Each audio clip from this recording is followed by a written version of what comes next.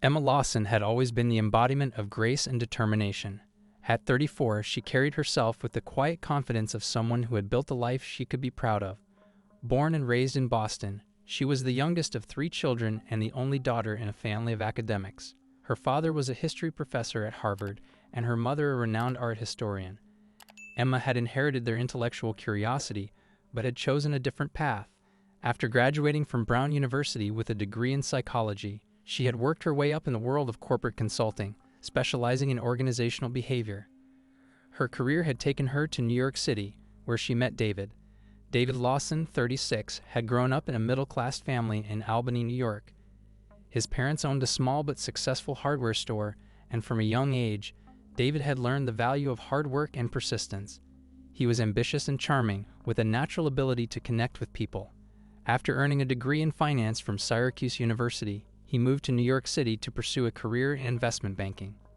It was there, at a networking event, that he met Emma. They were instantly drawn to each other. Emma, with her sharp mind and quiet strength, and David, with his charisma and drive. Their relationship blossomed quickly, and within 2 years, they were married. They were the kind of couple that others admired, successful, attractive, and seemingly perfect for each other. After the wedding, they bought a stylish loft in Manhattan, where they lived for several years. Emma continued to excel in her career, while David made a name for himself in the world of finance. They were the envy of their friends, the kind of couple who seemed to have it all. But after 5 years in the city, things began to change.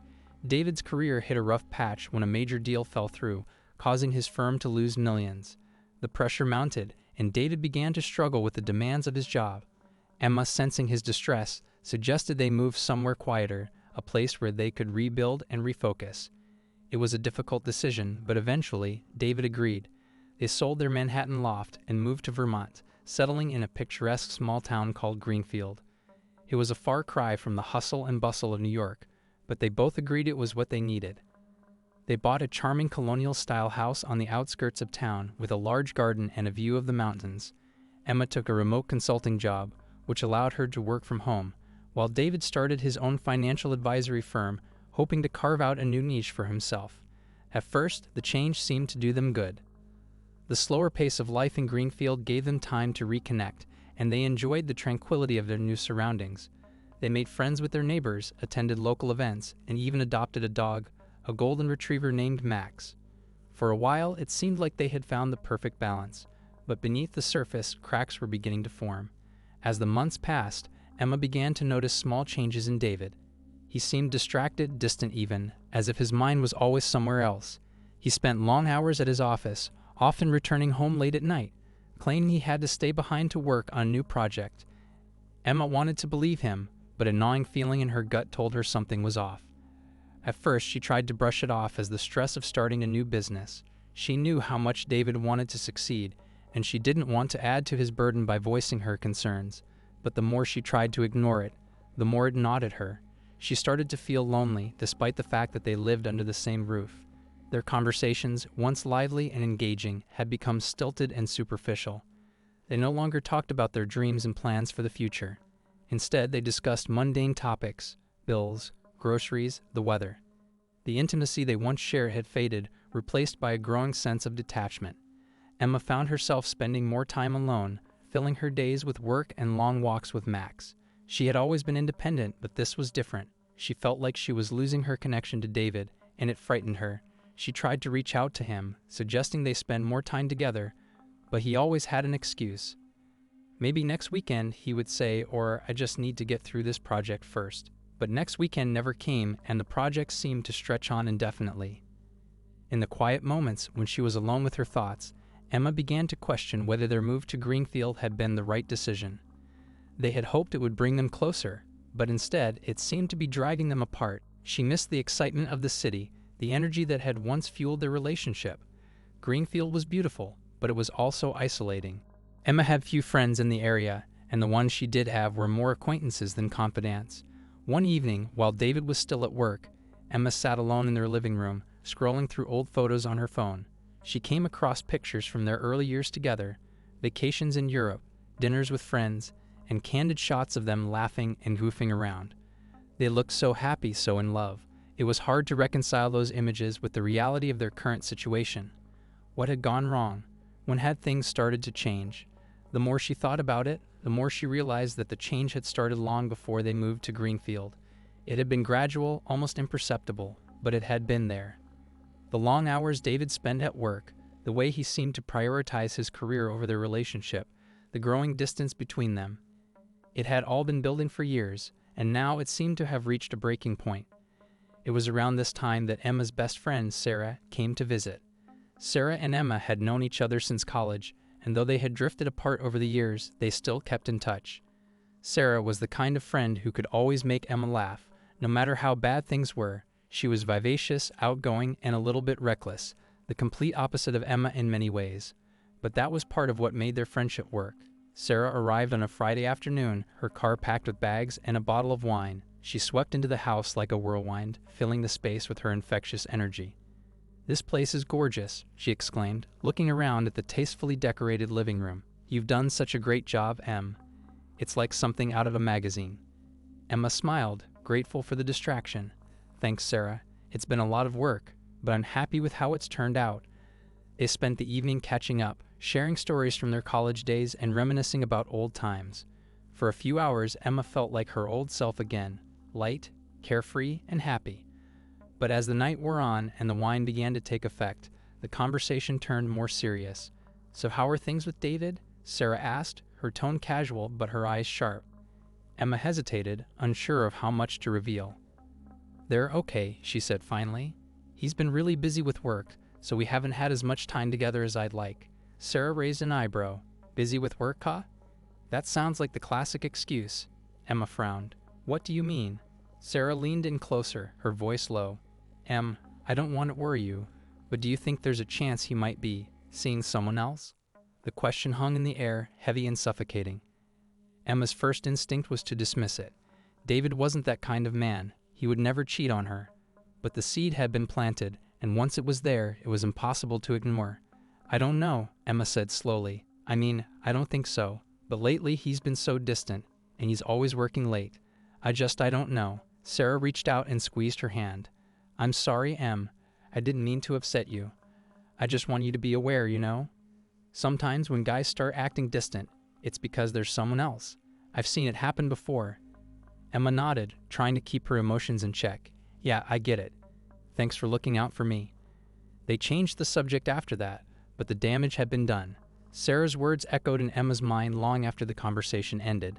She tried to push the thoughts away, but they kept coming back, gnawing at her like a persistent itch she couldn't scratch. That night, after Sarah had gone to bed, Emma lay awake, staring at the ceiling. She replayed every conversation she'd had with David over the past few months, searching for clues, trying to make sense of the growing distance between them. She thought about the nights he came home late, the business trips he'd taken, the times he'd seemed distracted or uninterested. Could Sarah be right? Could David be cheating on her? Emma didn't want to believe it, but the possibility was there, lurking in the shadows of her mind. She knew she couldn't ignore it. The next morning, she decided she would start paying closer attention, looking for signs that might confirm or dispel her suspicions. It was the beginning of a new chapter in her life, one filled with doubt, fear, and uncertainty. Little did she know, it was also the beginning of a descent into a darkness she could never have imagined. As the days turned into weeks, Emma's unease grew into something far more insidious, obsession. The seed of doubt that Sarah had planted during her visit took root deep within Emma's mind, spreading through her thoughts like a malignant vine. She could no longer ignore the signs, the subtle changes in David's behavior that had once seemed insignificant but now loomed large and ominous. David had always been an early riser, a habit he'd developed during his years in investment banking. But lately, Emma noticed that he would often stay in bed longer, checking his phone as soon as he woke up. At first, she dismissed it as a harmless routine. Everyone checks their phone in the morning. But as she became more attuned to his actions, she noticed that he was unusually secretive about it. He would angle the screen away from her, and when she asked who he was texting, he would give vague answers, usually something about work. His late nights at the office also became more frequent. What had started as an occasional late meeting soon turned into a regular occurrence. He'd come home hours after dinner, his excuses always the same. Something urgent had come up. A client needed attention, a project required extra hours. Emma wanted to believe him, but the more it happened, the more she doubted his words. One evening, after another late return, Emma decided to confront him. She tried to keep her voice calm, casual even, as she asked, "David, what's really going on? You've been working so late these days, and you seem so distracted. Is everything okay?" David, sitting at the kitchen table and scrolling through his phone, barely looked up. "It's just work, Em. Starting a business is tough, you know that. I'm under a lot of pressure right now, but it's nothing to worry about." Emma nodded, but the tightness in her chest didn't ease. "I know it's hard, but I miss you. We hardly spend any time together anymore." He finally looked up at her, his expression softening slightly. "I miss you too. Things will calm down soon, I promise. Once I get through this rough patch, we'll go away for a weekend or something. Just the two of us." He reached out and took her hand, giving it a reassuring squeeze. But instead of comfort, Emma felt a wave of doubt. His words were kind, but they felt rehearsed, like something he'd said 100 times before. And the promise of a future getaway felt like a distant mirage, something she wasn't sure would ever materialize. That night, after David had fallen asleep, Emma lay awake, her mind racing. The reassurance he had offered only deepened her suspicions. She began to wonder if there was more to his late nights than just work. Was there someone else? Had Sarah been right all along? Driven by her growing paranoia, Emma decided to do something she had never done before, snoop through David's things. The thought made her stomach churn with guilt, but she couldn't shake the feeling that there was something she needed to find, something that would explain the distance between them. One afternoon, when David was at work and Emma knew he wouldn't be home for hours, she began her search. She started with his laptop, hoping to find emails or messages that might reveal something, but David, ever meticulous, had his computer password protected. After several failed attempts to guess the password, she gave up in frustration. Next, she turned her attention to his office, a small room at the back of the house where David often worked late into the night. The room was neat and orderly, just like David himself. Files were stacked neatly on the desk, and his bookshelf was filled with finance books and industry journals.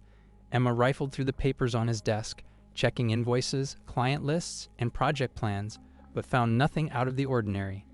Then she noticed his briefcase, tucked away under the desk.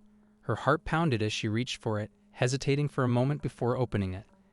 Inside, she found more documents, a few pens, and his daily planner. Flipping through the pages, she noticed that many of the meetings he mentioned were indeed scheduled, but there were also gaps, days when he had said he was at work, but no appointments were listed. The discrepancy fueled her suspicions, but it wasn't concrete proof. She needed more. Her eyes then fell on his phone, which he had left charging on the desk. She had never looked through his phone before, but the temptation was too strong to resist. With trembling hands, she picked it up and entered the passcode, a combination of their anniversary date and their old Manhattan address, which she guessed after a few tries. The screen unlocked, and she quickly navigated to his messages. Most of the texts were work-related, exactly as David had said. But then she saw a thread with a contact listed only by initials, A.W. The messages were brief and cryptic, but one in particular caught her attention. A.W. Missed you today. Can't wait to see you again. Emma's breath caught in her throat. She scrolled back through the conversation, but most of the messages were innocuous, questions about meetings, plans for lunch. But the tone was too familiar, too casual. It wasn't conclusive, but it was enough to plant a seed of doubt in her mind. She put the phone back where she found it and left the office, her heart pounding in her chest. Who was A.W.? Was this person the reason David had been so distant, so preoccupied? The thought made her stomach turn. Emma knew she had crossed a line, but she also knew she couldn't stop now. She needed to know the truth, no matter how painful it might be. Over the next few days, Emma's behavior became increasingly erratic. She couldn't focus on her work, her thoughts constantly drifting back to David and the mysterious A.W. She began to obsess over every detail of their life, scrutinizing every interaction, every conversation. David, meanwhile, seemed oblivious to her growing paranoia.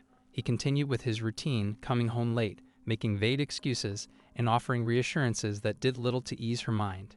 One evening, when David announced that he had to attend a last-minute business dinner, Emma felt her suspicions reach a boiling point. After he left, she decided to follow him. It was something she never thought she would do, something that made her feel ashamed and desperate. But she couldn't help herself. She waited a few minutes after he left before grabbing her coat and keys. She drove to his office, parking a short distance away so she wouldn't be seen. From her car, she watched the building, waiting for him to emerge. Time seemed to stretch on forever as she sat there, her mind racing with possibilities. Finally, she saw him. David walked out of the building, not alone, but with a woman. Emma's heart skipped a beat as she recognized the woman from the photos on David's phone. The mysterious A.W. She was tall and elegant, with dark hair and a confident stride. Emma watched as they walked to David's car, laughing and talking as if they didn't have a care in the world. When they reached the car, the woman leaned in and kissed David on the cheek before getting into the passenger seat. Emma's vision blurred with tears. She wanted to confront them, to scream and demand answers, but she couldn't move. She felt paralyzed, her worst fears confirmed in a single moment. Instead, she watched as they drove away, the taillights disappearing into the night. In the days that followed, Emma's world began to unravel. She became consumed by her suspicions, unable to think of anything else. She replayed the scene in her mind over and over, each time feeling the pain of betrayal anew. She started to avoid David, making excuses to be out of the house when he was home, and when they were together, she found it impossible to hide her growing resentment. David noticed the change in her, of course. One evening, as they sat in the living room in silence, he finally asked, "Emma, is something wrong? You've been acting different lately." Emma's heart raced. This was her chance to confront him, to demand the truth. But as she looked into his eyes, she faltered. A part of her still didn't want to believe it, still clung to the hope that there was an innocent explanation.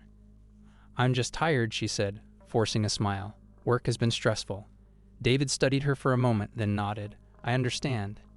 If you ever want to talk, I'm here." His words were kind, but they only made Emma feel more alone. She couldn't talk to him about what was really bothering her, couldn't voice the fears that were eating her alive. The gap between them widened, and Emma found herself retreating further into her own thoughts. One night, she had a vivid dream in which she confronted David about his affair. In the dream, he denied everything, but his eyes were cold and unfeeling. When she pressed him, he lashed out in anger, blaming her for his actions and telling her that their marriage was over. She woke up in a cold sweat, the fear from the dream lingering even after she realized it wasn't real. Emma's paranoia reached a fever pitch. The once innocent doubts about David's fidelity had spiraled into a full-blown obsession, consuming her every waking moment. The anxiety she felt had begun to take a toll on her health and her sanity. She lost weight, couldn't sleep, and was increasingly irritable. Her only solace was the small satisfaction of digging through David's personal belongings, but even that only fueled her fear and anger. One night, David returned home later than usual. Emma had been waiting for him, her mind racing with the culmination of days of sleepless nights and relentless worry. She had decided that tonight would be the night she confronted him about everything, no matter what the cost. She felt a mix of fear and determination as she prepared for what she knew would be an emotional and possibly explosive confrontation. As David walked through the door, his face lit up with a tired smile. "Hey, Em, long day," he said, dropping his briefcase by the door. Emma, pacing in the living room, turned to him with a look of resolve. "David, we need to talk." David's smile faltered, replaced by a wary expression. "Sure, what's up?" Emma took a deep breath, her voice trembling slightly. "I've seen the messages. I know you're seeing someone else. I know you're having an affair." David's face turned pale, his eyes widening in shock. "Emma, what are you talking about? This isn't true." The confrontation was immediate and intense. Emma's anger and pain flared up, and she launched into a tirade of accusations. She waved her phone in his face, showing him the cryptic messages she had seen from A.W. David, though initially defensive, began to look guilty as he tried to explain himself. He stammered, trying to find the right words to defuse the situation. But the more he spoke, the more Emma's frustration boiled over. "I've been faithful to you, Emma," David said, his voice rising. "You don't understand." "I don't understand." Emma's voice broke. "I've seen the evidence. I've watched you with her." David's expression shifted from shock to anger. "You don't know what you're talking about. I'm working hard to get this business off the ground. I don't have time for an affair." Emma's face was flushed, her hands trembling as she clutched the phone. "Don't lie to me, David. I know what I saw." As the argument escalated, Emma's emotions overwhelmed her. She felt betrayed and hurt, and her anger took on a life of its own. In a moment of blind rage, she grabbed a letter opener from the coffee table, an innocuous tool that suddenly seemed deadly. David, trying to calm her, reached for her arm to take the object away. Their struggle became chaotic, the letter opener slipping from Emma's grasp as they grappled. In the heat of the moment, David pushed Emma away. She stumbled backward, tripping over the edge of the rug. As she fell, her hand inadvertently collided with the letter opener, which flew through the air and landed on the floor. David, in his attempt to regain control of the situation, slipped on the rug and fell hard. He landed awkwardly, his head striking the corner of the coffee table. Emma, disoriented and gasping for breath, scrambled to David's side. She saw him lying motionless on the floor, a pool of blood slowly forming beneath his head. Panic surged through her. She checked his pulse, but it was faint and growing weaker by the second. "No, David, no," Emma cried, shaking him. Her hands were slick with blood, her heart pounding in her chest. She knew she had to act quickly, but her mind was a jumbled mess of fear and guilt. In the aftermath of the accident, Emma's first instinct was to cover up what had happened. She couldn't bear the thought of being blamed for David's death, especially given the circumstances. With trembling hands, she grabbed a towel from the kitchen and tried to staunch the bleeding. David's breathing was shallow and ragged, and Emma felt a wave of despair wash over her. She knew she had to call for help, but the fear of what might happen if she did kept her paralyzed. Instead, she decided to try and clean up the scene as best as she could. She quickly wiped down the bloodstains on the floor and tried to hide the letter opener. She felt like she was in a nightmare, every action feeling surreal and detached from reality. Eventually, she made the call to 911, her voice shaking as she reported a domestic accident. "My husband, he's hurt. Please come quickly." The response time was swift, and within minutes, paramedics arrived at the house. Emma, trying to compose herself, met them at the door, her heart racing as she led them to the living room. The paramedics quickly took over, but David's injuries were severe, and despite their best efforts, he was pronounced dead at the scene.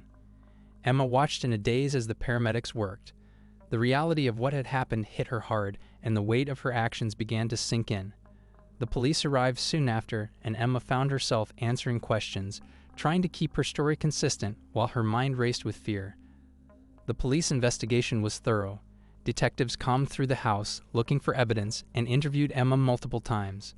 The scene of David's death was treated as a potential crime scene, and the discrepancies in Emma's story raised red flags.